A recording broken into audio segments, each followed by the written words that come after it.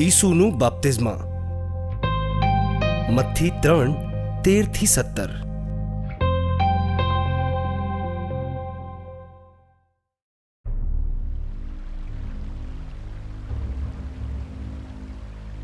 એ સમયે ઈસુ યોહાન દ્વારા બાપ્તિસ્મા લેવા માટે ગલીલથી યર્દનને કિનારે પહોંચ્યા.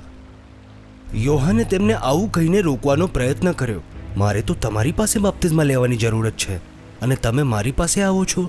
પરંતુ ઈસુએ તેમને જવાબ આપ્યો, હમણાં આમ જ થવા દો. આપણે માટે એ જ યોગ્ય છે કે આપણે આ રીતે ધર્મવિધિ પૂરી કરીએ. આવી રીતે યોહાને ઈસુની વાત માની લીધી. બાપ્તિસ્મા પામ્યા બાદ ઈસુ જેવા પાણીમાંથી બહાર આવ્યા એ જ વખતે આકાશ ઉઘડ્યું અને તેમણે ઈશ્વરના આત્માને કબૂતરના સ્વરૂપમાં પોતાની તરફ આવતા જોયો. અને આકાશવાણી થઈ, આ મારો પ્રિય પુત્ર છે, હું તેનાથી ખૂબ જ પ્રસન્ન છું.